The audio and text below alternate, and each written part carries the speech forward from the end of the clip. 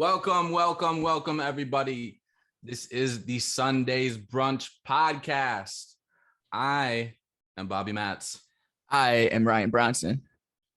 And welcome to the podcast. This is episode number 1. If you're tuning in, thank you. Appreciate you. Glad to have your love and support. Welcome to Brunch. Yeah, welcome to Brunch. This is going to be the first episode, obviously. And upcoming episodes, we're actually going to be having like food and brunch food and stuff like that. So that's going to be a major component of the podcast, along with like the topics that we're going to be covering here. Ra, you want to fill them in on that? Brunch is for the boys, first of all.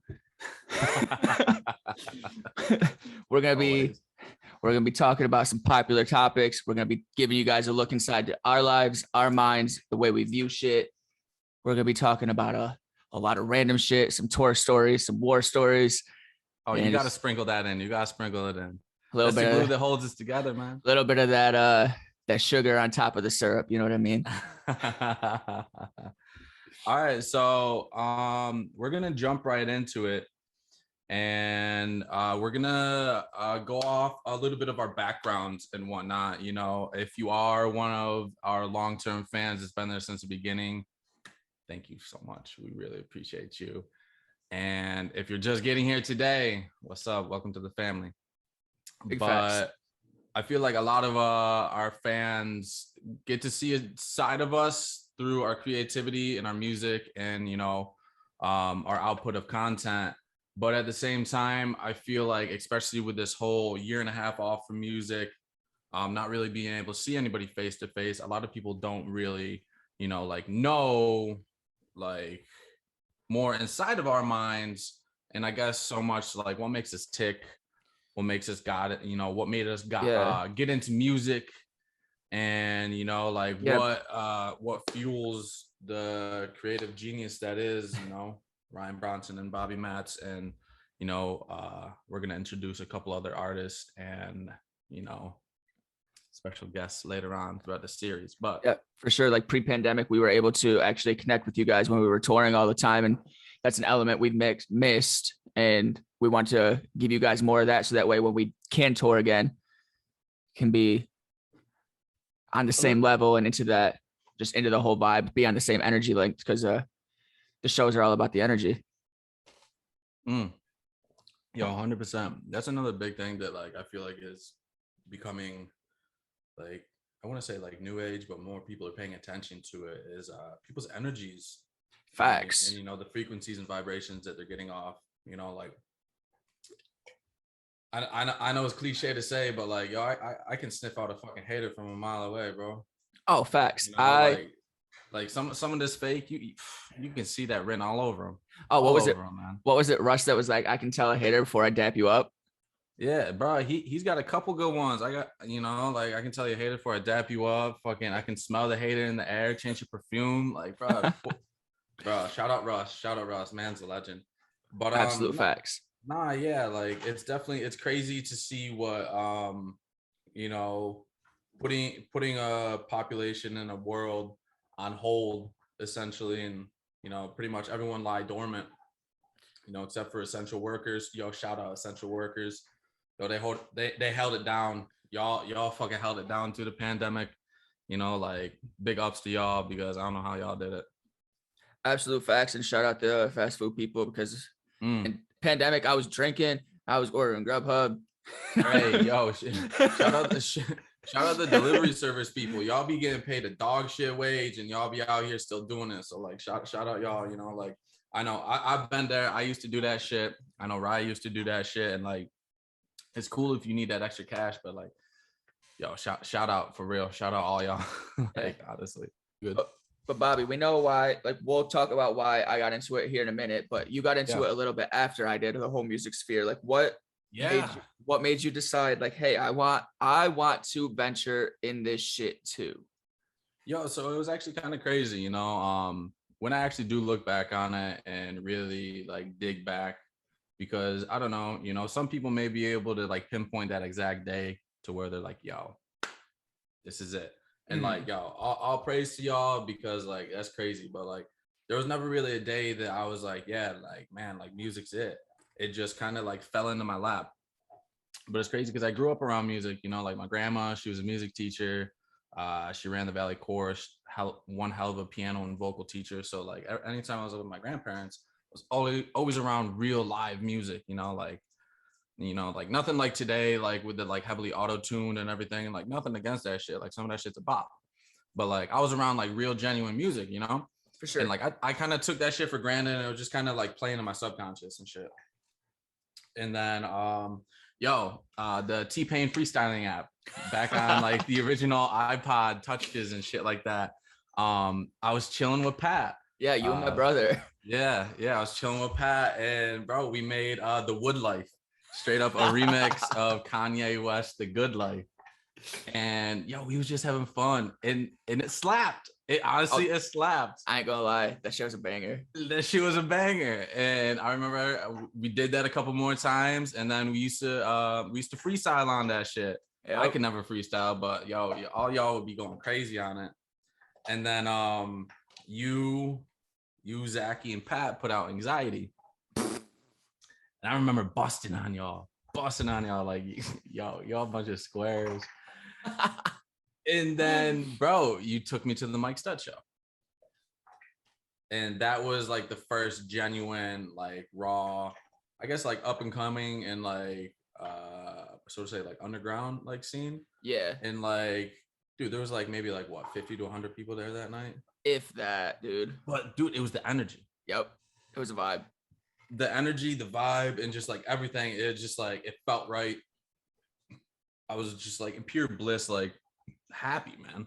Yeah. And like I remember that was the day that I was just like, yo, Rye, tell me more about this music shit. And I remember you was like, oh yeah. And then bro, the rest, the rest is history. We fucking, we'll get into that story a little more. But yeah, man, like that's really what like got me into it. Like it was just a joke at first, man. It was just a joke. I was just playing fun. Off. Yeah, it was just fun, and like I didn't really like think anything serious of it. But yeah, dude. And I still to this day I still question like why I didn't like start like serious. Yeah. And like I think the reason why I didn't like jump right into it and be like, yo, man, music is it, is because like I don't know, I feel like I didn't want to fail at that point in time.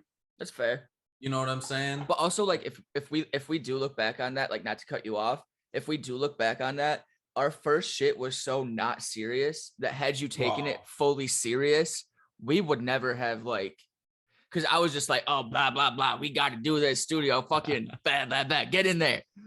And you were like, your nonchalantness about it, like made it like, obviously it was always fun for both of us, but like your nonchalantness mixed with my like, oh, we got to fucking go. It was a perfect storm and a perfect mix. Yeah. Like that was like the nonchalantness of it mixed with like the drive was like what made us fun on stage and fun to be around. Yeah, just because like I don't know, I feel like I've been in the studio with plenty of other people and like shit like that, and it's just like I don't know, like the chemistry that you and I share, especially even like since the beginning, like it's just crazy because like sometimes like it'll feel like the mood and the energy in the studio is like way too serious, and like I always like do something stupid or like funny and shit to like kind of like bring that mood and like check it, bring it back down into equilibrium. Same thing when I be fucking around too much, because I'm known to do that. Yo, we know. You always nip that shit in the butt. Like, yo, we gotta fucking work. We got due dates. We got shit to put out. Yeah, and then you'll be halfway through a verse and I'll be like, huh? Yeah, exactly. You be just antagonizing, bro. But anyway, so yeah, like that's pretty much the basic concept of like why I really got into music. And like, I guess like the biggest thing that I can say, especially like pursuing music still, over a decade later. Yeah. In the beginning, go for it. Like who cares if somebody picks it on you? Like, bro, your original stuff, it's not gonna be good. Nah. At the time, you're gonna think it's the best thing in the world. Facts. And also whether you're at the top or at the bottom, people still gonna have something to say. Yeah, everybody. And like that's the biggest thing is like go for it and just like just like close your ears off to any negativity, because like Ryan just said, like whether you're at the top or the bottom, Like with love comes hate, you know. So like if you are gonna be affected by what people think about you and say about you, You probably just then should just stay in your house altogether. yeah, just straight up stay in your house, bro. Because like if Timmy Two Bones 92 comments on your picture like, "Hey yo, like you be whack," and you get offended by it, she's like, "Bro, like you're gonna have a rough life, you know." Like, Facts. but And I think like my way of finding and falling into music was similar. Like I grew up, my parents played music trivia in the car with me all the fucking time. My parents, big like lyric people, they're like, this song resonates with me. Like, listen to the words of this song, you know? And then like growing up in school and shit, like Zachy and Tobe were always stringing on their guitars, always, bro, always, playing that early like pop punk stuff. Like that shit was it. I remember we would like, my parents would take us to like beach vacations. Zach would go play like on the boardwalk and get tips and shit. And like Shout out OC Maryland. facts. And like I remember like at that time I hadn't really like learned how to sing yet. And I was like, I want to do something with music. I loved hip hop. Like you and I played basketball. So like hip hop was like a big part of that culture, like the hype up stuff. So we started like really resonating with a lot of the lyrics in hip hop. Yeah. Maybe not some of the lifestyle, but a lot of like we were able to pick and choose what lyrics like resonated with us, you know? And I think like the combination of like liking hip hop and that vibe and that energy and that almost adrenaline that you got coming into the sporting event with hip hop. And then the adrenaline of that like match, like, okay, Zach's on his guitar, he's gonna leave this verse open. I'm a freestyle a verse. Yeah, like, and it was like, okay, I can't sing yet, but I can rap, I can put some words together. Let's do that. And then I think Zach had a recording setup before it was the IMT Paint app. We did that shit for a minute. IMT Paint app. Yeah. Yo, And then we was straight up we was rapping through Apple headphones on the Apple mic. Yeah, dude. And then I remember one year I told my parents, I was like, I want this laptop and this recording equipment for Christmas. I remember the original mic, the $100 mic that started it all. Yep. And then Zachy came over. He's like, all right, well, I got this recording software. Hooked that shit up in the laptop. And then we just downloaded like free beats off YouTube and shit. And like, that's how like we started having fun with it. And then as like, once I started doing it, I was addicted. Yeah. Like, I think some people are like, I do this because like this reason, that reason. I think the mental health state that I started in when I first doing it, it was a release for me. And I was able to like the first time I was able to express what the fuck I was thinking or feeling like on papers. And then I think after that, it was like, on some level, I think I was actually addicted to it. Yeah, like I was trying to match that adrenaline level of that high of like, oh, this song is dope. Let me do better. Oh, that song's dope. Let me do better. Bro, but that shit's dope. Let me do even better. That's just being, you know, a creator. You know, like you should never be able to be like, yo, this is it. Like, I'm never gonna create something better than this. Yeah. Like, and because like once you do that, like you're putting a ceiling on yourself. Like mentally, right there, done, bang, you just capped yourself. 100%. And like, and dude, there's a lot of artists that have done that. Oh, facts. I have friends that have done that. Yeah. And it's just like, bro, like, dude, yeah, this was your best yet. Yeah. But like, bro, just think about it. Like you just wrote that. You just created that, you know, like. Yeah. And I got that. You really think you're not going to create anything else that's going to top that? Like, dude, that's fucking insane. Right. And like, I have this like extreme freak competitor in me too, where it's like, I want to be bigger and better than everybody else. But that doesn't come from like an ego standpoint. That just comes from a point of, I know I'm not as talented as y'all. I know that raw natural talent was never there for me, but I'm going to keep fucking working until I get there. Dude, 100%. Like you say it all the time. Like, I have the raw natural talent. You got the raw natural work ethic. I don't have that work ethic. Hands, you know. Hence why. You're welcome. Yeah, dude, like, I don't know, man. Like, you bring it up, fucking Zachy and Toby. Shout out y'all. I know y'all gonna see this. And if not, I'm gonna fucking Miss those fuckers. I'm gonna force y'all to watch it when I come home. But yeah, dude, like that was crazy. You know, like I feel like we never really like noticed it, but like we did surround ourselves with Creatives, and not only that, just like people, they even back in the day when it was pure passion why they did it. They never wanted anything out of it. They just literally loved doing it. Exactly. And like it was something that people could be like, wow, like someone can relate to the feeling that this gives me. Yeah. You know, and like I don't like, bro, I will never forget when you called me up and told me that you had booked our first show, bro. I was at the local mall. I was at the Arnott Mall. I remember this shit. I was pissed at you. And you call me up and you're like, yo, dude, we got a show. And up until that point, we had only been releasing music and it was just like, whatever. Like, dude, what had we released? This shit's on YouTube. Yeah, we had released Athlete Nation. Shit that doesn't exist anymore. I'm pretty sure fucking Condoms. And like a couple other ones. And I remember you were like, yeah, we booked our first show. And dude, the first thing that ran through my mind was no fucking way, dude. Like, this is not real. And then the second thing that came through your mind was, I ain't going. Dude, and then, dude, it was the second thing that ran through my mind. I'm like, I'm not fucking going to that shit. Like, there's no way I'm going to perform the shit that we have right now to a group of people that don't know us. There's no fucking way. Shout out Scout for taking your place. Dude, shout out Scout, man. What a absolute unit. But the second show I did make it to. Yep. That was Web, right? Yes, that was Web at Montage in Rochester. Yes, Montage in Rochester. And our fucking thinking that we were cool tanks.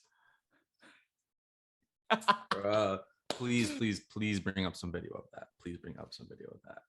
I don't know that it exists, but we're gonna try to find it. It does exist. I know it exists. Just please, the people need to see where we came from and like appreciate what we are now.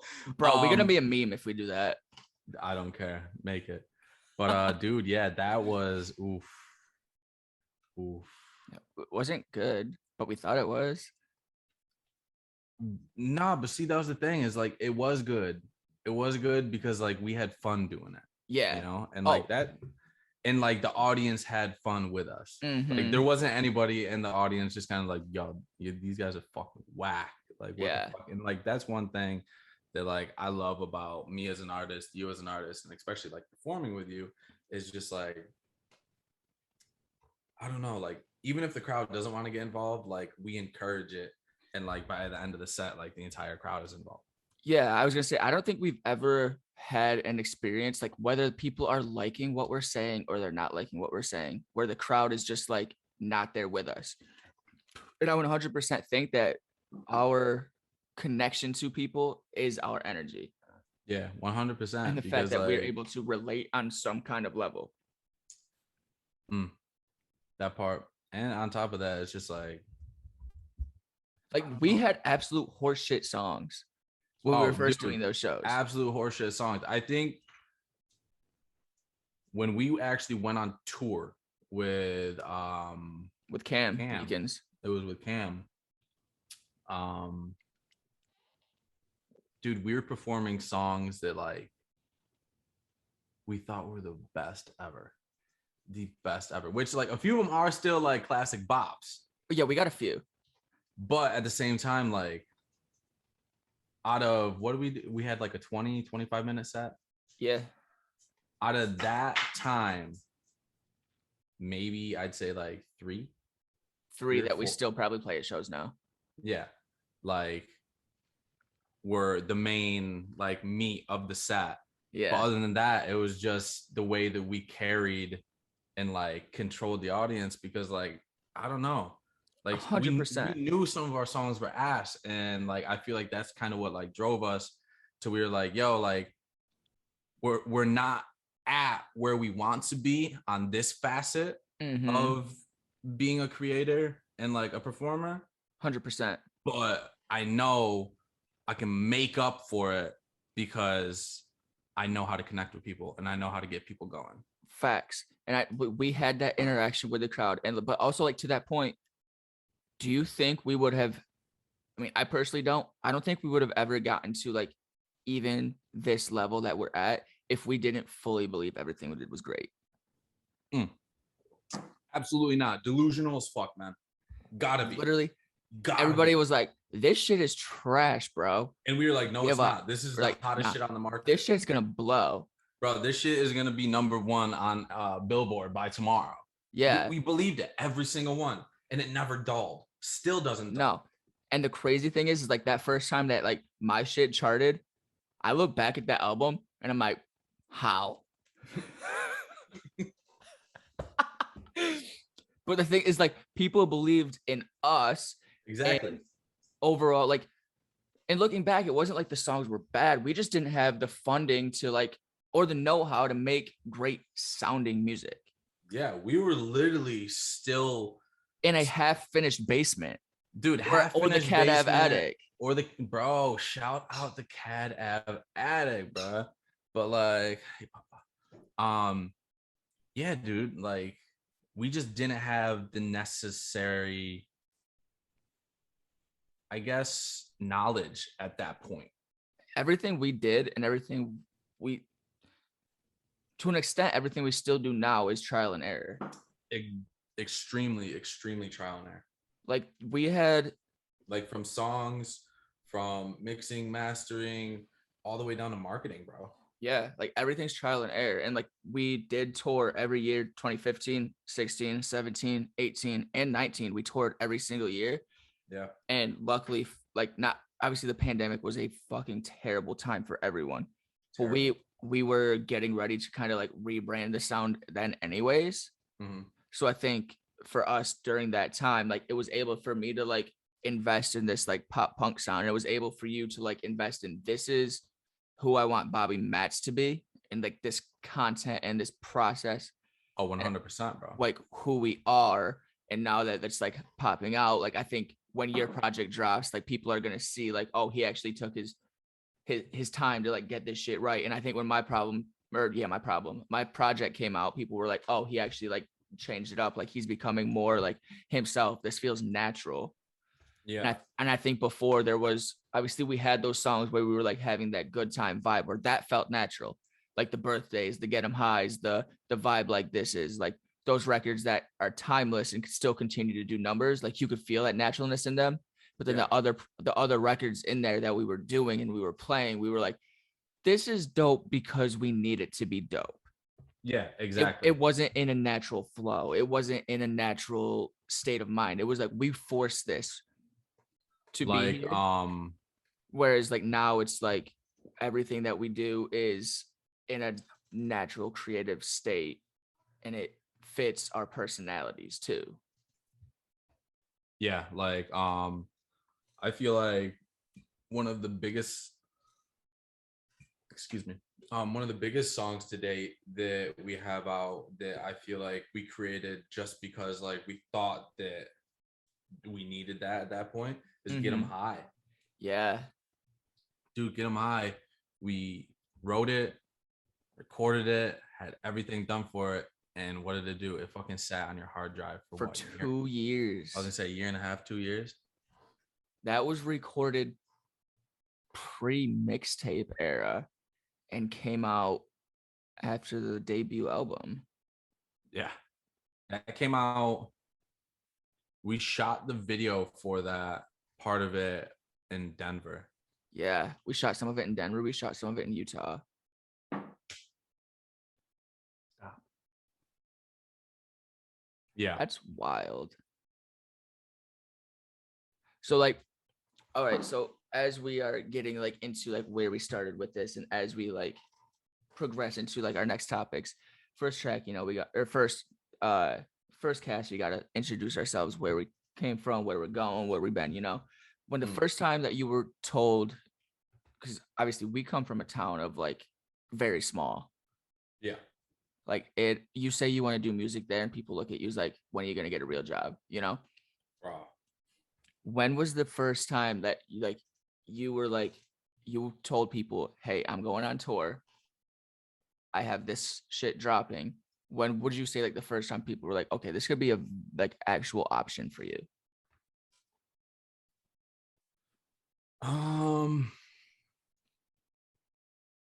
Probably 2015. 25th, like when we announced that first tour. Yeah, when we announced that first tour, because my mom's always been a crazy supporter. And Shout out Mama Khan. yeah, shout out Mama Khan, aka now Mama Mills. Shout out my stepdad. He be treating her right and shit, you know. If you want notes on how to be a proper fucking husband, take notes from Gregory. Anyway, but yeah, dude, I remember that my mom was always a supporter, and like every song that I would like make and I would make, she'd always be like, oh my God, and show it to everybody. That's how my parents are too. Yeah. And I remember I had told her, I was like, yo, like Ryan and I are going on tour. Like we're going. Like we're literally like gone, like going across country for like a bit. And she just looked at me and she's like, I'm so proud of you. Yeah. And then I remember when I told my dad, he was like, yeah, that's crazy. And I was just like, all right, fuck you too, dude. You know? Oh. Shout out Pops, but you know, sometimes that man just be a hard ass for no reason. You, me, and Ty all turning 21 on the same fucking tour. Bro, I remember, like, it was crazy. We literally left. What was it? We left on my birthday. Yeah. We left on my birthday. I remember going to Alligators with my mom, Grandma Rose, and I'm pretty sure my Aunt Amy. Side note, before we get into this story, can we just, I got to bring this story in here. It was a little bit before that. We had a show in Buffalo. And Ty and I, like pre this tour, Ty and I had already like turned 21. So I was 20. So we went to a casino afterwards where it was as long as you're playing, you can drink for free. Bobby had to sit in the fucking kiddie section the whole time. What time? And I got shitted. Before Ryan goes along with this story, y'all have to understand how disrespectful they were to me. Not Ryan and Ty, but just they did me dirty. The casino staff did. They straight up put me in a little like child daycare. They weren't even like, bro, yeah, you can go to this restaurant, you can eat. They're like, no, you got to go to the kiddie section. Like, yeah, they straight up said, they're like, go. You fucking there was no options. There was no options. And like, I straight up got up there and there was like a bunch of like Banjo Kazooie games or some shit like that. But you could still see the entire fucking casino. So it's like, oh yeah, you know. Let me just chill up here. Yeah, and I remember literally watching these two fools down at the fucking blackjack table getting sloshed. Absolutely smashed, snapped out of their mind. And you had to drive home. And I had to drive home. But the silver lining of this story, forgot about that part. The end of the night, I am livid. I'm blowing these guys' phone up. I'm in this kiddie section for like, I don't know, it was like 2 or 3 hours. I'm like, dude, let's get the fuck out of here. I can't do this anymore. Like, this is so dumb. These two are fucking hammered, right? And this was the night that Rye asked Ty to come on tour with us and be our DJ. And Ty had lost a bunch of money at the casino, right? Right? Yeah, he had lost like, I'm not gonna say the number, but it was a substantial amount. He had lost a decent amount. And as they were walking out, they just so happened to be passing by a roulette table. And Ty put how much? Being Ty, $500 on red. Yeah, $500 on red. Literally right before the fucking pit dude was about to spin the ball, motherfucker hits. He's like, we're going on tour. First thing he says, hits, we're going on tour. Then proceeds to scream throughout the rest of the casino. scream. We gonna get some cold cuts. Security was like, "You gotta leave, sir." He's like, "I don't care. I just want a fucking $1,000." Security's like, "Okay, but you gotta leave." He's like, "I don't care. I just want a fucking $1,000. Who's gotta leave? I'm leaving with your money." Oh, do you remember him spreading it up his arm? Pissed drunk in the backseat, falling asleep with money everywhere. Wakes up, "Where's my money?" Where's my money? Oh my God. What a fucking time. Bro. Biggest tour mistake. All right. Bringing someone on tour that doesn't fit the vibe. You know who I'm talking about. Yeah. I'm not going to bring up any names, but you bring someone with a vibe and a frequency and just a mindset that doesn't click with the rest of the group, it is going to be a very unnecessarily stressful situation. 100%. It's a vibe kill. Especially when you bring somebody to do a job and they don't do their job. 100%. Like, you brought them with an expectation. Mm-hmm.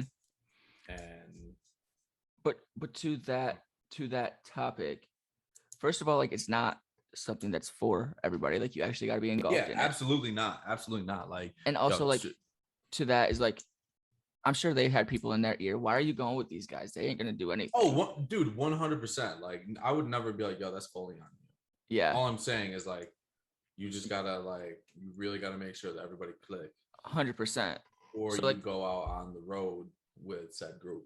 Yeah. Because, like, if your unit isn't, like, fucking, you know, tight, rock solid, like, it can take some turns that just, like, it's a waste of, yeah, it's a waste of energy, and, like, you need all the energy you can get while you're on the road, because, bro, I can speak for myself and you on this, like, driving 8, 10, 12 hours, getting to a hotel, checking in, fucking showering, shaving, going to grab something quick to eat, and then going straight to sound check, doing the show, staying out till 2, 3 in the morning, partying, just to get up at 7, 8 in the morning, just to drive another 10, 12 hours. Yeah. Like, shit can be exhausting, man. 100%. And people look at it as like, oh, well, you're choosing to party, you're choosing to be out this late. That's literally at that stage of our career, that was part of the job.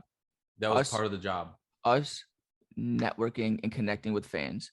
And I love that part of the job, because that's how we connect. I absolutely love it. The face to face with fans and supporters and shit. Like, yeah, we can't do this if we don't have connection to people. If we don't have that. And also, it doesn't make sense to continue making something if you don't feel like you're connecting with people. So I want to connect with the people that I feel like I'm making it for, you know, like, I make it for myself because I would listen to it, but also, like, there's an undertone of, like, if I'm feeling this shit, somebody else is feeling this shit too. Yeah, exactly. And, like, I don't know. And, like, especially as an artist, like, the biggest thing that, like, we're trying to accomplish is to connect to people. Right. And, like, to that point, like, with that, bringing somebody on that didn't fit the vibe to do a job that they didn't do, how many people still around you are like that you tell, like, yeah, I'm still doing the music thing, or like, when are you gonna get a real job? Oh, bro, the amount of people not in my life anymore, because I don't know, like, I cut all of that negative energy and shit out. Facts. Like, they would never really ask, like, when are you going to get a new job? It'd always be the way that they would ask the question. Like, oh, is there any money in that? Condescending. Well, that too. And, like, they'd just be condescending, like, oh, how's music going? Right. And it's just like, sorry, Stacy, I don't want to, you know, go and, like, sit in a cubicle, or, like, go and, like, sit in a bunch of meetings from 9 to 5. 1,000%. You know, and make, I don't know. I don't want to trade my time for a salary and then be like, this is the right decision, because, like, then I'm really that's capping yourself, bro. That's putting a ceiling 100%. on you, you know? It's like So like I'd rather be able to go out and do something that like I thoroughly enjoy and like brings a feeling of fulfillment in a way, like knowing that it's just like, damn, like I made something that people connect to, and 100%. like, you know, people that fuck with this and shit. So it's just funny because like I used to look at it in such like a bad like light when people would like act and ask shit like that. And But now I like just feel really bad for like, you. yeah, now I see that like that's coming from like something inside you that you are not okay with, Yep. you know, and like I feel bad for you. Yeah. Like Like, that's the weird, like it's the fucking goofiest thing. People have this affinity for these people are doing what they want to do. Let's talk mm, shit about them. People have the weirdest affinity for this isn't a real job because if you're not working miserable hours, this isn't a real job because you don't have a fancy fucking job title. Or the yeah. fucking goofy thing now with the pandemic. Oh, if people weren't on unemployment, then people would be filling these jobs. No, literally, I hate that shit, first of all. Second of all, with the pandemic, people started realizing their self-worth. They were Oh, sitting, they were 100%. they were sitting home during the shit. They're evaluating. Like you have all this time, you're evaluating. You're like, you know what? This job is not worth this horseshit money. Yeah, I, no. w- I, w- I would rather be barely making it and be happy than be making this excess horseshit money to do this horseshit ass job where my Oh, employer doesn't 100. give a fuck about me. There's this actual famous, like, there's this quote that I've seen a million times is, uh, my job will be posted before my obituary is. Yeah. Like they will replace you in a second, but then they want to be mad when you don't want to work for a horseshit rate wage. Yeah, But the amount of people 100%. who have like started their own businesses during this time, the amount of people who have learned how to work from home and make more money during this time, and the amount of people who just decided, hey, I'm going to switch careers altogether and go do something I actually like and probably make more money. No Mhm. wonder people don't want to go work for $7 to $10 an hour. That's Dude, bullshit. I completely agree, you know, like I don't know, my biggest like thing, especially when it comes to like jobs and shit like that. I just think it's funny that the employer and like society like made it normal to have to tell a corporation like, "Hey, I don't want to work for you anymore, Right. but I'll work for you for the next 2 weeks, so I give you time to find somebody to fill my position." But straight up, you could come into work on any given fucking Tuesday and they Right. could just look at you and be like, "Go home. We don't need you anymore. You're fired." And Legit. you got to deal with it. Right. Or it's so fucking goofy when a job is like, okay, well, you get this much time off a year. Okay, I want to use some of my time off. Okay, but for what? It's I my don't gotta time. tell you. Yeah. I don't gotta tell you shit.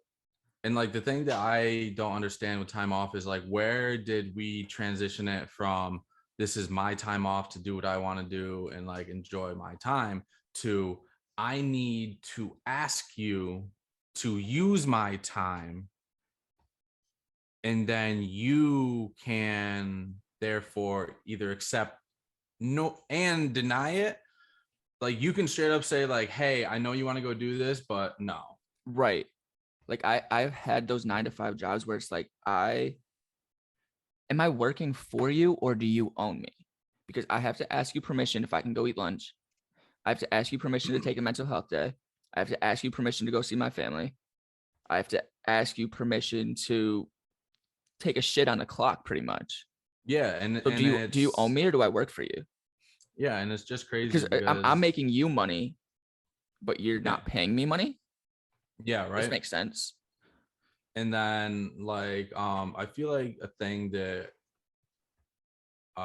we as a society actually kind of like took back during quarantine was the ideal that it's okay um that you shape your life around a job Facts. instead of you having a job shape their need for you around your Facts. life.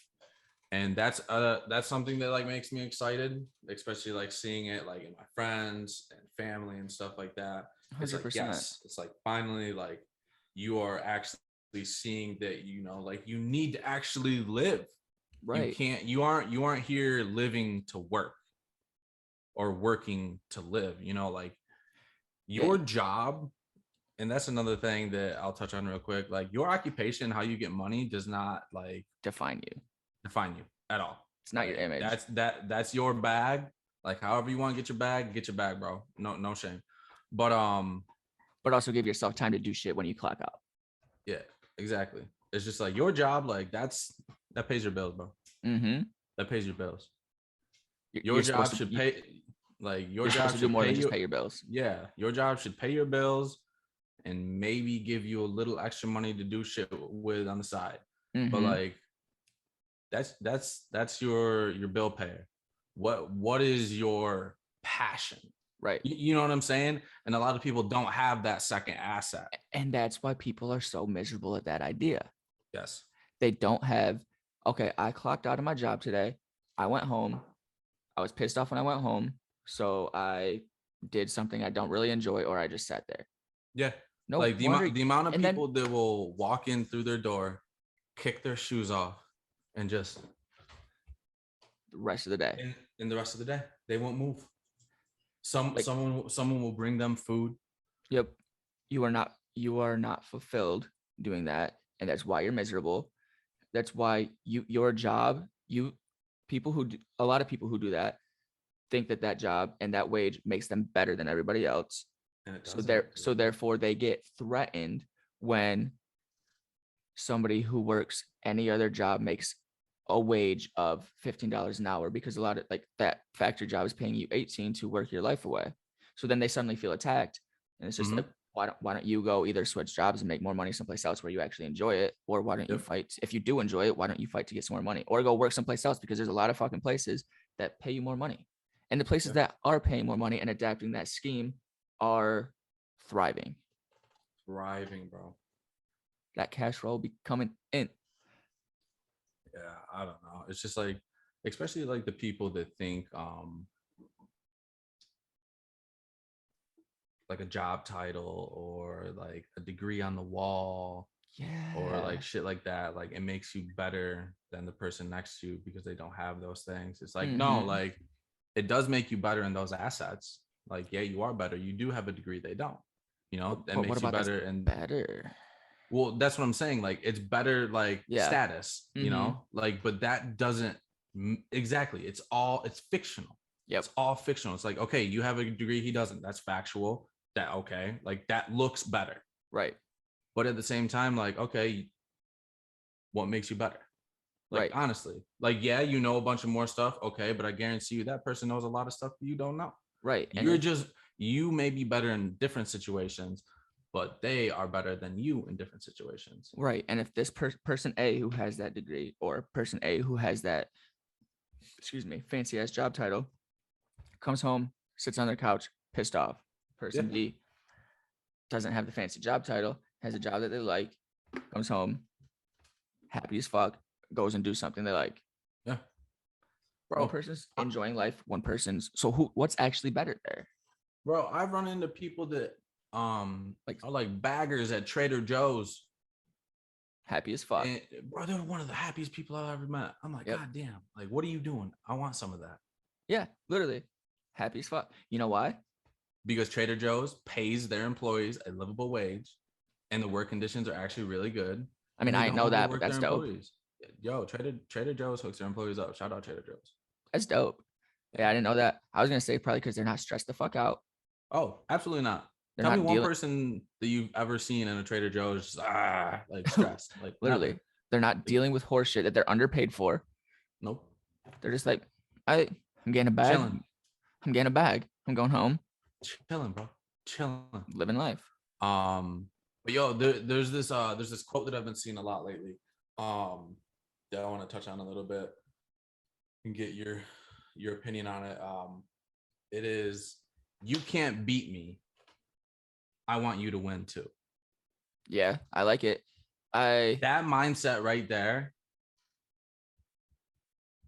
That mindset right there is a double-edged sword. Is a what? A double-edged sword. Explain. All right, so you can't beat me. I want you to win. Mm-hmm. Obviously, I understand you can't be beaten. Getting beat is all in a mind state. Yeah. Like losing is a mind state. You know, I want you to win. It's like, yeah, I want you to eat and shit. But like, listen, when it comes down to it, like I'm still coming for you. Right. You know what I'm saying? Like if my foot's on your neck, like I'm not gonna be like, I'm gonna let up. Like, nah.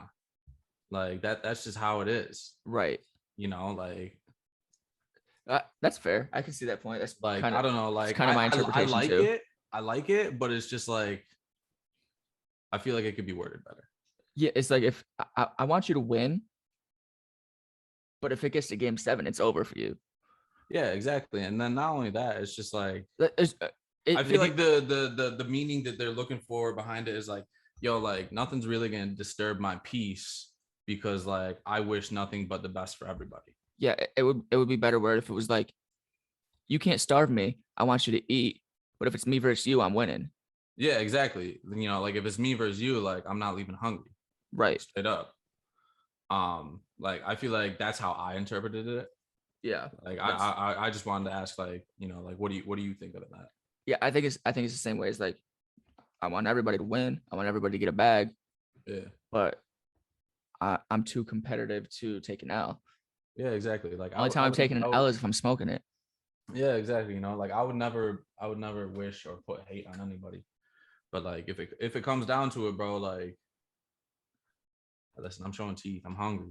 Yeah, exactly. That's what I'm saying. Speaking of sports references, Kanye is in the fucking stadium doing God knows what. He's just being filmed, like his crew's being filmed. He's being filmed napping. Dude, he's in Do you the think stadium. we're getting Donda? We are. He's in the stadium, and that's why he's there, so he can finish the album. Bro, have you seen some of the fucking leaks of him rewriting some of this shit? Oh, they sound sick. Bro, you saw that leak of Donda, right? Bro, yeah. Nasty. He's otherworldly creatively. Supposedly by the time this podcast airs, the album will have already been dropped. Sensational. I'm hoping, because I'm trying to bump that shit. Bro, there is definitely something that I want to bring up. Bro, let's chat a hot second.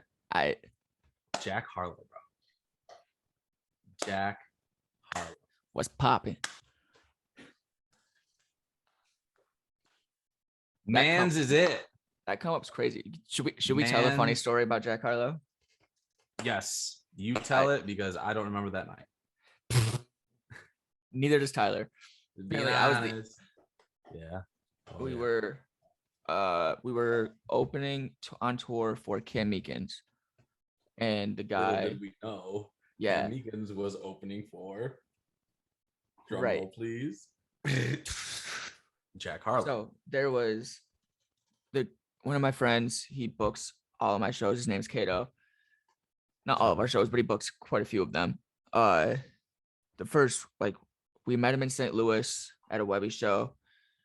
Ended up managing us for a little bit. What an adventure. Yeah, what a time.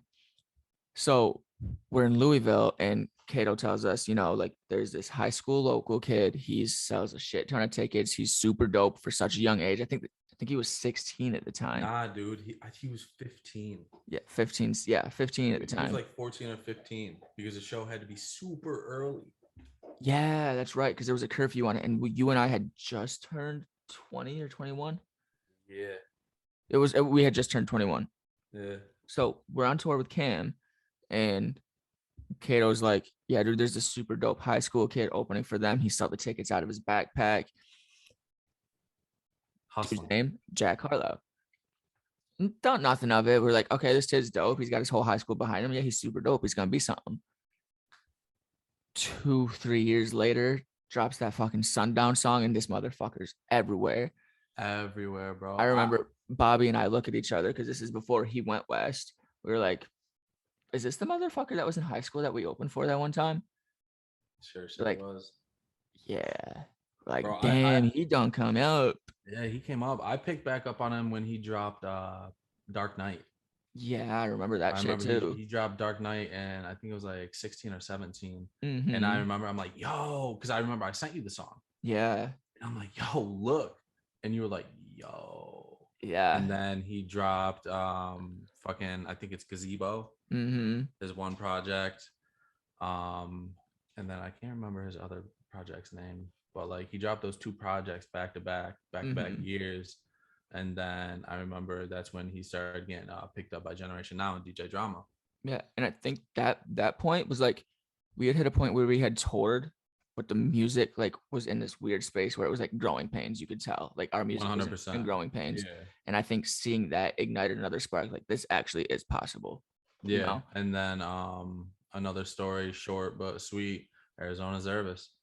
Yeah. He Opened ended with up him in, Phoenix. I was gonna say, yeah, it was in Arizona. Yeah. And he went on before us. Yeah. He went on before And he us. blew the fuck And up too. And it's like, yeah, Roxanne popped off on TikTok. and we've gone by this mind state since day one is like if we do a show, whether there's one person, 10,000 people there, if you make one new fan a day, it's one fan closer.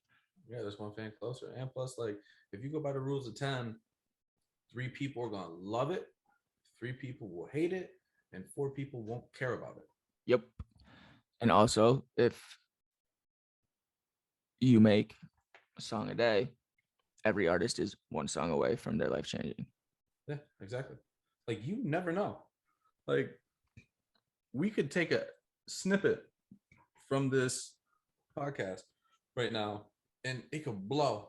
It Mm-hmm. could People blow be like, who the fuck is this guy? for zero fucking reasons other than It caught an algorithm wave. yeah, I caught an algorithm wave and a collective group of people were like, huh, this intrigues me enough that I feel the need to tell somebody. Yep. It's like, oh, what do you think about this, bro? Share. Yeah. Share. All of a sudden we viral. And Like like literally. whenever anyone shares something, I feel like you get an endorphin rush. The fact that you're anticipating someone to react to it. Yeah. You're craving that gratification of like, somebody feels the same way that I do. And dude, that's why social media is fucking poison, bro. That shit is poison. I think social media is a poison. Like it definitely like adds to that. But I also think like with social media, the whole population is getting a taste of how it feels as an artist to have something received. Oh, 100%, bro. 100%. But my biggest quarrel with social media is, dude, it's not the people that are like, oh, I'm getting bullied, bro. Just don't look at your phone or your computer. Mm-hmm. You know, like it's not hard. Just like don't go online. I mean, Like if you're a social nine media and a half. bully, then you're a Yeah, like fucking yeah, scumbag. you're square. Like you're a little bitch. But like 9.5 out of 10 people that are social media bullies, Don't leave their house. well, not even don't leave their house, bro. They're not gonna say the shit to you in person. Facts.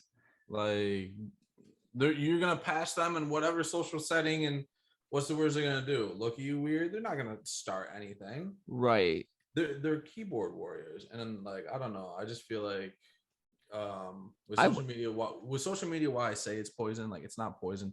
It's that's a double-edged sword too. It's Yep. very, very, very beneficial and it's very cool, but at the same time, it can be very grueling and very mean and very hurtful place. But that's Facts. all on how you perceive it, because like, dude, everything's based off perception. The thing that I like try to tell people is like social media isn't going anywhere. It's a thing that's here to stay. But it's No, social media is not going anywhere. It's growing. yes, but it is up to you as the user. Are you using social media as a tool to grow yourself, your business, to make yourself income, to get away from a situation you hate? Are you using it to fuel the anger for something you hate? Are you using it as a crutch to escape something you hate? Or are you using it to talk shit on people because you hate yourself? I prefer to use it as a tool personally. 100%. It's literally like that's what it is. It's not even social media. It's the internet, bro. Like think about it. Our generation is like, I'm pretty sure we were the first generation to be born like right at the tail end of pre-internet era. Yeah, we saw pre and like current. Huh? We saw like pre like internet age, and we're also seeing we saw the come up of the internet age. We saw the first people who like went viral Like, and shit. we are the first generation to have actually grown up with the internet. Fucking AOL Instant Messenger. And like, bro, like, yo, I remember the early days of the internet. That shit was brutal. Bro, 2012 Twitter. 2012 Twitter. Nobody would survive today. Everybody on Twitter would have been canceled. 2009 AOL Instant Messenger away messages. Yo, peeps in the hood, find me on there. That's my AIM name, bro. I still get on that shit. No, I'm playing. I ain't been on that shit. Does that shit even exist anymore? I don't know, bro. It's AIM, bro. I remember running home every day after school just to get on. Ding. I remember running my parents' cell phone bill up because I downloaded the AIM app. Bro, I had so many girlfriends. I had girlfriends on AIM. I had girlfriends on Yahoo. You were the one of the digital pimp pioneers. Oh, 100%, bro. So that Playboy hoodie you're wearing reigns true. Bro, I was spitting the original Playboy. Dude, I was ruthless. Like, looking back, it's like hella cringe. It's hella cringe, but I was ruthless. I was sliding into early on DMs, just being like, hey, yo, listen, you fine. Cat abs open. Like, straight up, like, you fine, come through. And bro, like, I got hella good responses out of it. Shorty was just like, I bet. But okay. Not to keep going back to like career shit. Nah, you good. But think about that. Because I was kind of the same way as a kid. Fearless, slide in messages with anything.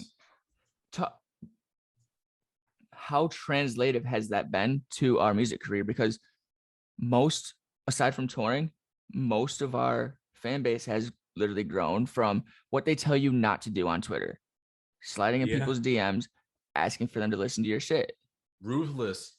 Doing exactly everything that we've done, like come up wise, that has put us to this point is by doing exactly what they told us not to do. Dude, absolutely ruthless when it came to that type of shit. Literally like going on following sprees to the point where Twitter was like, you can't follow any more people today. Yeah. And doing that for months straight. Right. Like, and hey, every single new follow, check out my music. Check like tens of thousands of people. And to the point where it's like, shit. Like, hey, do you want to check out my music? No, bro, you probably whack. All right, well, here's my links anyways in case you check it out. 4 days later, yo, bro, I'm sorry I was addicted to you, but that shit was actually kind of fire. Yep. I followed you. Yep. Bro, and like, dude, I remember it fucking getting done with like work and shit. And like coming over to your place, or you'd come over to my place, we'd be in the studio from whenever we got off, which was usually later night because we was working the service industry jobs. Yep. We would be in that studio till 4 or 5 in the morning. Bro, being in the studio till McDonald's breakfast used to open before it was 24/7. And then literally, as soon as we left the studio, we'd go to fucking McDonald's, get McGriddles, and the entire time just like, dude, the grind never stopped. Literally, it was never stopped. It was necessary, but it was brutal. It was brutal. But dude, those are the times I feel like I took for granted. Yeah. Because like, dude, we had the time. Yep. To be doing that. Like now, like, bro, can you imagine trying to do that shit now? Bro, I still do the shit now. Bro, I'd be so tired. The way I mean, I'm always tired, but the way I look at it is like, I can either be on my phone scrolling. Yep. Or I can be on my phone sending people my shit. Well, dude, the way that I look at it is the amount of people that don't understand. It's like, yo, you literally hold something in your hand. It's on your person every day, all day. You have a tool. Your entire life. And they use it as like a fun go-go machine. Like, bro, that's the best tool like in human creation. When they say you have the world in your palms, you literally have it in your palms. Like literally, you could become a millionaire off of a fucking mobile phone. 100%. And like a lot of people who are like artists or like people who listen to a lot of artists, and actually, no, I won't even say that. If you listen to a lot of artists and you're a music connoisseur, you are very open to somebody sliding in your DM saying, hey, do you want to check out my music? Like a lot of typical fans are very receptive to somebody saying, hey, I'm trying to make it in music. Do you want to check out my shit? They will gladly click on your Spotify or Apple Music link. 100%. The people who are like, nah, bro, that's not how you're supposed to market are also artists. But these artists aren't realizing, hey, dude, you know what? If I slide into this person's DMs, I mean, I used to be a baseball player, right? So the 3 out of 10 rule. If you get 3 out of 10 people to click, you're batting 300 and you're going to the Hall of Fame. 100%. You know what I mean? You're a Hall of Fame. You're a Hall of Fame. Yeah. Batter. So if I can send 1,000 DMs a day, or Twitter rules are different now. So even if I send 100 DMs a day and I get these different people to click on it every single day, and I get this amount of people to click on it per week, Spotify's algorithm literally rewards the outside traffic to Spotify. Yeah. So you're getting this many people to click in, potentially follow you, listen to your music, and stream your music just from the outside from Twitter. But then you're getting Spotify's algorithm to work for you, to pop you in, Discover Weekly, Release Radar, My Daily Mix, all these other algorithmic things that they open it up for. And then you can, from there, earn money that you can in there go to upping your quality and then recycling it. But no, people want to be like, nah, that's not how you're supposed to do it. You're not supposed to market that way. It's never going to work. You can't spam people into it. And then they get a $30 bag and then they go spend it on beer, or they go spend it on fucking McDonald's and don't put it back into their shit. Dude, if you want to be a music business, treat it like a business. Dude, one of the best pieces of advice I got told, I can't remember who fucking told me this, but whoever did, like, shout out you. They straight up said, like, how many episodes of a show will you watch in a single sitting? And I remember like looking at them like, what? And they're like, you just got home from like work or whatever, and you're just chilling. Like, you want to watch a little bit of TV. How many episodes will you watch? And I'm like, I don't know. Like, if I'm into it, like, I'll sit there the rest of the night and just watch TV some days. Right. And they're like, all right, what's the average length of an episode of TV? I'm like, I don't know, probably like 20, 30 minutes. And they're like, yeah. And like 20, 30 minutes seems like a long time while you're watching the show. I'm like, yeah. They're like, start looking at life in a different angle and start looking at what can you do to progress yourself in any way. It doesn't have to be in a specific way, but what can you do to better yourself within the timing of an episode of TV? 100%. And like, think about it, like, dude, 20, 30 minutes, you may like look at it and be like, oh, that's not a lot of time. Bro, 20, 30 minutes, you can get a lot of shit done. 20, 30 minutes, I can write a verse. 20, 30 minutes, I can send 100 DMs. 20, 30 minutes, I can send 50 emails. Dude, 20, 30 minutes is huge. But going back to it, like, you also sometimes got to give yourself that as a break too, if you're working all the time. But look at it. Sorry to cut you off. No, you're good. But like, if you look at it this way, is like when you get home for some, like, this is the thing that I like, because a lot of the people that have something negative to say about what you and I do are people like you and I. They absolutely hate their job and they're absolutely fucking miserable. Yeah. And they come home, they sit there in front of whatever, they play video games, they watch TV, however they decompress. And the thing that I always say to them is like, what is your actual dream? What is your actual goal? What do you want to do? And they're like, okay, but, and I'm like always giving like responses to how literally from your phone while you're watching something, you could be working towards that, you know? And Dude, then they have excuse after excuse after excuse. And it's like, you are over here yelling at people saying, take these horseshit jobs while those people are working towards shit they like. And then you're pissed off because you're not fulfilled, because you're not inspired. That sounds like a you problem. Dude, another thing that I want to talk about too is the legalization of weed in athletics and shit like that. Like, dude, like the shit that happened with Sha'Carri Richardson, that's fucked up, bro. Like, she is one of the fastest women on this planet, and she literally got told she could not go and compete in the Olympics solely because she smoked a plant, Literally. or like, like maybe she ate an edible. But like still, like the thing is like she literally got told no,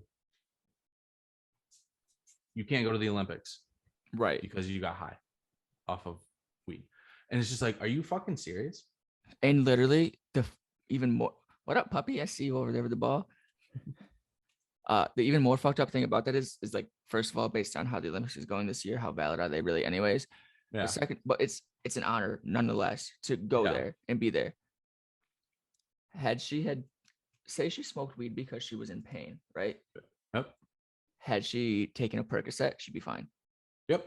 That Percocet 100%. has addictive qualities, is going to destroy your body, and could potentially destroy your life, and literally could kill you.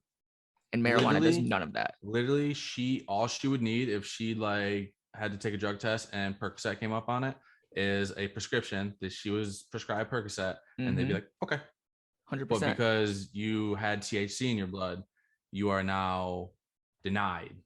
100%. And it's the same thing with like all pro sports, same thing with Olympic sports. It's a plant that is scientifically proven to 1, relieve pain, 2, relieve anxiety, 3, help with depression, 4, help with eating disorders. And because there is a bigger pharmaceutical return on painkillers, they would prefer to. And side note, before I even go there, the amount of people who have formed addictions to these types of medicines, dude, and because they can't take weed, addiction, because they can't smoke or ingest THC because it's illegal in whatever their profession is. It's off of a freak accident too. It's people go and get injured, and then they're like, yo, you're gonna have pain, and instead of being like, hey, you can take THC and then like it'll actually help, right, and it's not addictive, here is some opiates literally that you are going to take for the next several weeks, and then we're just going to stop giving you them. Yep. Where does that make sense? Nowhere. Why? I can smoke a fucking joint before bed, wake up, have a productive ass day, I slept great, and I don't crave a joint. Yep. If I was to, I had my wisdom teeth out and they gave me Vicodin. I took Vicodin for 2 days. First of all, I hated it. But second of all, third day came around and I wanted it. Yeah. You're like, fuck, I want to take that. So what I do to get rid of that feeling? Threw them away and then smoked a fucking joint. Yep. Yeah. I don't know. Like, I remember growing up, everyone would say like, oh, marijuana is a gateway drug. And it's like, bro, like, first of all, don't tell me and it's like yes and no. It's like some people can smoke marijuana and then they're like, cool, I want to try every drug. Yeah. And that's their own personal choice.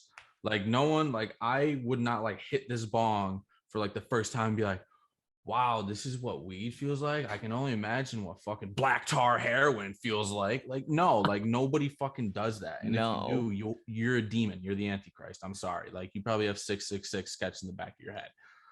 But the thing is just like, bro, weed is so beneficial to us. The drama. Weed is so beneficial. Like, dude, every part of the plant can be used. Is useful. Come, like, bro, hemp. You know how strong that shit is, bro. Don't even get me started. Like, if I don't sit there and tell me that marijuana is a drug or harmful to you. If you get out of work, drink wine, eat Doritos, or drink a soda. That shit's bad for you. Right. Marijuana will not hurt you. That fucking soda, on the other hand, that can literally take rust off of a car, that's great for you. Like, I don't Y'all make no sense. I don't think that people really understand the amount of sugar inside of a can of Coca-Cola. No, not at all. Everybody, we're going for a ride. My computer's dying. Need to get to a charging position. First episode hurdles.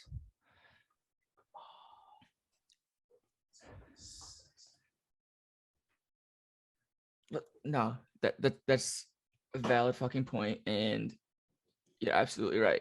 It makes zero sense, and it all boils down to what we've been talking about earlier, and it's people's perceptions. 100%. And it's all based on people want to have something to say or to think about you to decoy what people could say about them. Oh, 100%. Oh, this isn't half bad.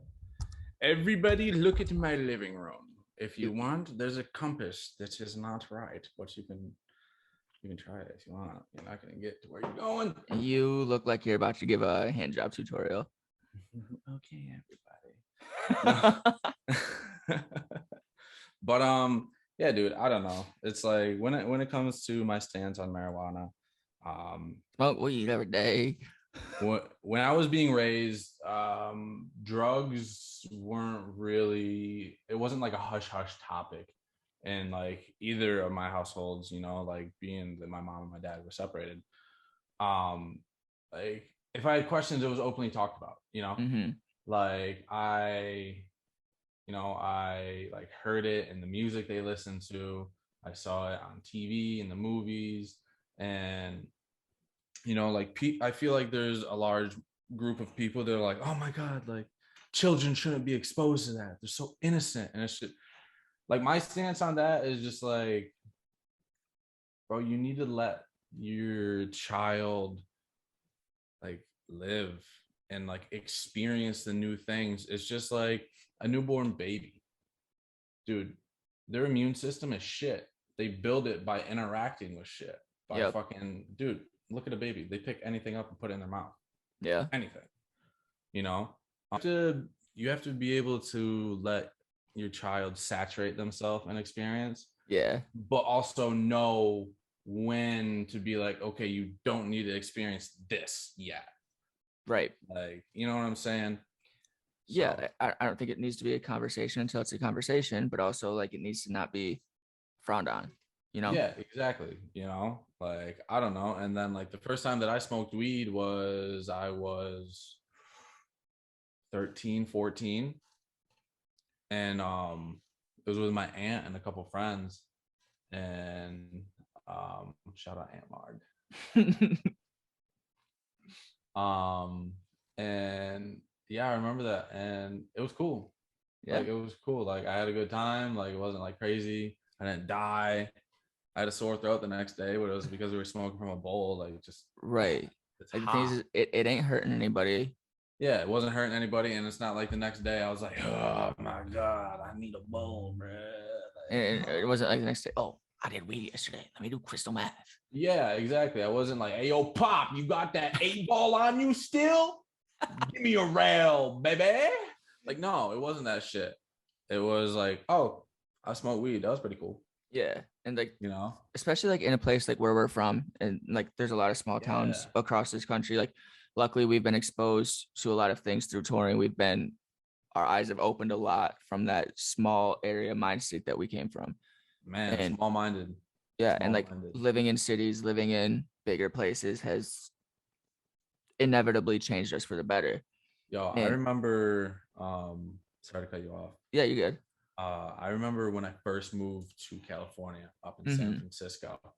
I remember the first night in my like new apartment and everything, like thinking to myself, like, yo, fuck, I live in San Francisco, man. And it's not like I lived out in like the Richmond or the Sunset District. Like I lived in the Tenderloin, you know? Yeah. Like I lived like right in the shit. And it was extremely busy, I remember. Like just like thinking to myself, like, holy fuck, there's people everywhere. But then also on the other hand, like I had so many preconceived ideas of like What this shit was. city was going to be. Right. And then once I saw it for what it was, I was just like, wow. Yeah. Holy fuck. Like, mind opening. I've been lied to. Facts. Like, dude, the realization when you start questioning your own core beliefs, like, Yeah, dude, dude. such a moment of growth. 100%. And like to even like speak on like that on a like smaller scale, like people look at us and like in places like where we're from, like where we stay at now, like people like are on the same wavelength as us. Like Yeah. we're like people look at us like back home and in small towns across the world, like with our mind state, they're like, y'all are fucking nuts. But like to that same extent is like, do you remember the disconnect between like literally just you and I for that short time that I lived in Nashville before I went back to our town? It was like massive because I had been exposed, and then touring, we hit the same wavelength. Yep. Then it flip flopped when you went to San Fran and I was home. Yeah. And then I came out to LA and then like same wavelength. So it's like literally like you see shit, you grow. Yep. And your mind just grows. It's a human evolution. And if you're stuck in one place, it's the shark tank analogy. If you put a shark in a small ass body of water, it's gonna grow as big as it can in that body of water. Yep. You put a shark in the ocean, that thing's gonna become a fucking monster. Yeah. You will never outgrow your surroundings. Absolutely. And like, you got to challenge yourself to grow and challenge yourself to push yourself and challenge yourself to be the best version of yourself. Otherwise, the second you stop growing is the second you stop doing anything you want to fucking do. Dude, 100%. Second you stop becoming better. Yeah. And like Najee and I, we're talking about this the other day. Like, I feel like there's so many people trying to be the best someone else. Yep. And not the best themselves. Mm-hmm. You know what I'm saying? I feel like so many people are chasing the ideal of another person or the status of another person. Yeah, that's just like, bro, effect. It's like, I understand what you're going for. You're going about it the whole totally like wrong way. Like you are so in a way like you almost want to copy somebody. Yeah, I was gonna say you can't copy and paste a life. Yeah, and it's just like, bro, it's like if you want that, cool, but that's someone else's version of it. If you want that lifestyle, you can do something to obtain that lifestyle, but it doesn't mean you need to obtain. It doesn't mean you need to acquire that person's thoughts. Exactly, and not only that, it's just like, I don't know. Yeah, it's just like that lifestyle, like you said, it's very attainable. It's just you gotta put your own spin on it. May be different. You gotta put your spin on it. You gotta put a rap on it. Yeah. Speaking of rap, I think that's a great place to. So this is a wrap for the first episode of the Sundaze Brunch. We'll be back every Sunday with a new episode. Yes, sir. We do encourage that you send us mimosa recommendations or similar great breakfast drinks. Oh, yes, yes. We do recommend, or not recommend, we do encourage you to send us great breakfast ideas. I don't eat meat, but Bobby does. So send vegan options also. No pork, bro. No pork. So send some vegan options also. And most importantly, just make sure you guys tune in. And hashtag brunch is for the boys. Brunch for the boys. And hashtag Sundaze Brunch, baby. Hashtag Sundaze Brunch. We'll catch you guys next week. Everybody, before we log out, sorry to cut you off, right? Send in shit you'd like to hear about. Absolutely. Send some topics. Send some topics. If you have questions on songs that we've done, if you have questions on certain shit, we'll make sure that we address it. And also, in the upcoming episodes, Ryan and I will be talking a little bit about new releases that we have coming up. For sure. Current projects that we are working on. But other than that, thank y'all for tuning in. We'll catch y'all next Sunday. Again, I am Bobby. I'm Ryan, and this is the Sundaze Brunch. Yeah.